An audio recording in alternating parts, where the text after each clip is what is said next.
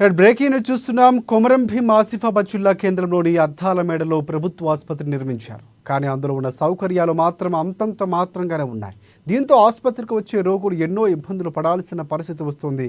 జిల్లాలో కురుస్తున్న భారీ వర్షానికి కరెంటు సరఫరా నిలిచిపోవడంతో మధ్యాహ్నం నుంచి రాత్రి 8 దాటినా కూడా రాకపోవడంతో జిల్లా ఆసుపత్రిలోని రోగులు అంధకారంలోనే ఉన్నారు.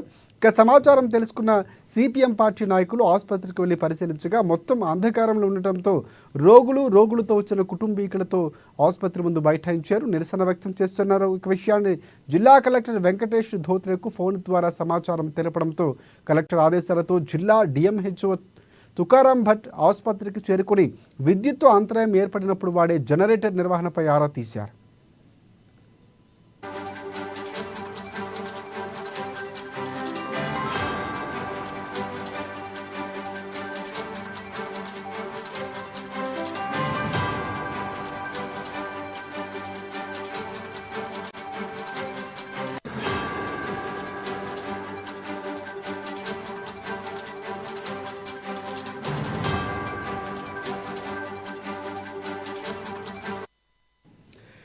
అయితే డీజిల్ కొరతతోనే జనరేటర్ ఆన్ చేయలేదని సిబ్బంది చెప్పడంతో సూపరింటెండెంట్ను ఫోన్లో సంప్రదించి సమస్యపై ఆరా తీయగా తన స్వంత ఖర్చుతో డీజిల్ పోయిస్తున్నానంటూ సూపరింటెండెంట్ రోజు 2000 రూపాయలు భరిస్తున్నానని సిబ్బంది ఇలా ఒకరికొకరు ఒక్కో సమాధానం చెప్పడంపై డిఎంహెచ్ఓ ఆశ్చర్యానికి గురయ్యారు. గర్భిణీలు డెలివరీ కోసం ఆసుపత్రికి రాగా అప్పుడే పుట్టిన బిడ్డతో పాటు బాలింతలు సైతం ఇబ్బందులకు గురవుతున్నారని రోగులు, బంధువులు ఆవేదన వ్యక్తం చేశారు. దీంతో ఆయన వెంటనే డీజిల్ తెప్పించి జనరేటర్తో విద్యుత్ సౌకర్యం కల్పించారు. ఇక విద్యుత్ అంతరాయం కలిగినప్పుడు అత్యవసర చికిత్స అందించాలంటే డీజిల్ కొరత కారణంగా జనరేటర్ ఆన్ చేయడం లేదని, రోగులకు శస్త్రచికిత్సలు అందించడం లేదని పలువురు వాపోయారు. ఇప్పటికైనా కలెక్టర్, డిఎంహెచ్ఓ సిబ్బంది ప్రత్యేక నిధులు మంజూరు చేసి జిల్లా ప్రధాన ఆసుపత్రిలో రోగులకు వైద్య సేవలు నిరంతరంగా అందేలా చర్యలు చేపట్టాలని కోరుతున్నారు రోగులు.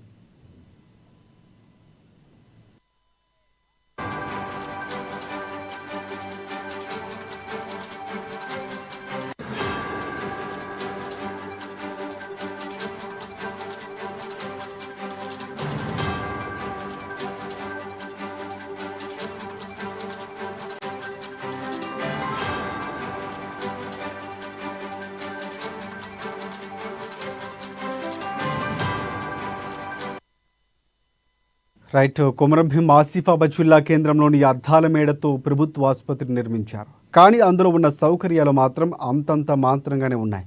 దీంతో ఆసుపత్రికి వచ్చే రోగులు ఎన్నో ఇబ్బందులు పడాల్సిన పరిస్థితి వస్తుంది. జిల్లాలో కురుస్తున్న భారీ వర్షానికి కరెంటు సరఫరా నిలిచిపోవడంతో మధ్యాహ్నం నుంచి రాత్రి 8 వరకు కరెంటు రాకపోవడంతో జిల్లా ఆసుపత్రిలోని రోగులు అంధకారంలోనే ఉన్నారు. సమాచారం తెలుసుకున్న సిపిఎం పార్టీ నాయకులు ఆసుపత్రికి వెళ్లి పరిశీలించగా మొత్తం అంధకారంలో ఉండటంతో రోగులతో వచ్చిన కుటుంబీకులతో ఆసుపత్రి ముందు బైఠాయించారు.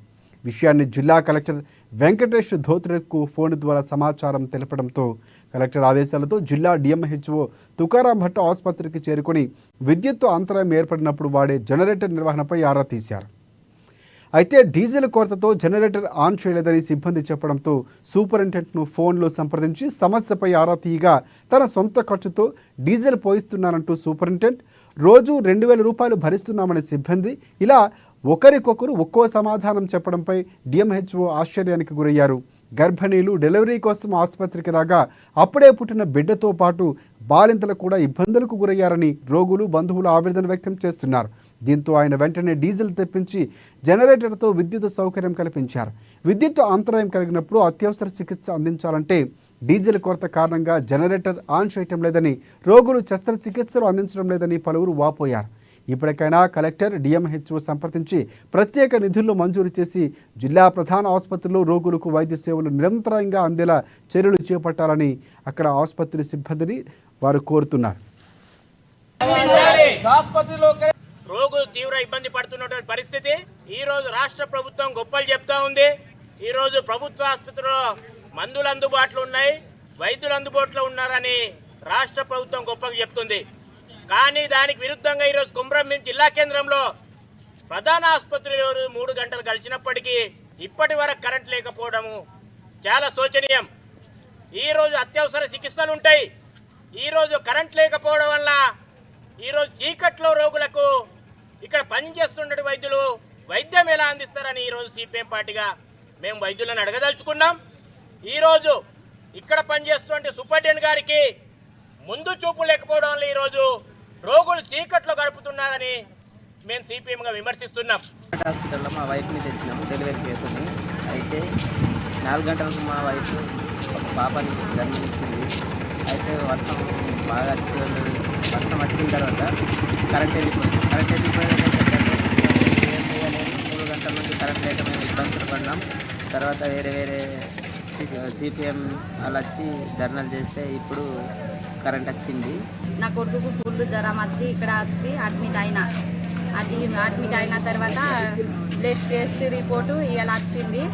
ఇవాళ వస్తే మళ్ళీ మేడం రాసి ఇచ్చింది బ్లడ్ టెస్ట్ మళ్ళీ చేయి అమ్మ, నీ కొడుకుకి రక్త కణాలు తక్కువ ఉన్నట్టున్నాయి అని చెప్పింది. సిస్టర్ వాళ్ళకి చెప్తే రక్త కణాలు తక్కువ ఉన్నాయట. మళ్ళీ రాసింది మేడం, తీసి మళ్ళీ రిపోర్ట్ కావాలంటే ఆ సిస్టర్ వాళ్ళు తీయలేదు.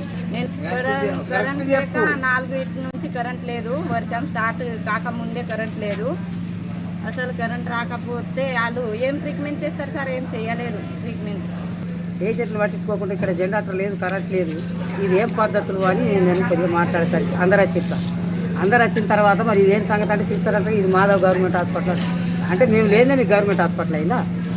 పేషెంట్లు పొద్దు నుంచి 2 గ్లూకోజులకు నన్ను పొద్దు నుంచి భోజనప్పుడు ఇక్కడ ఎగబడి ఉన్నా.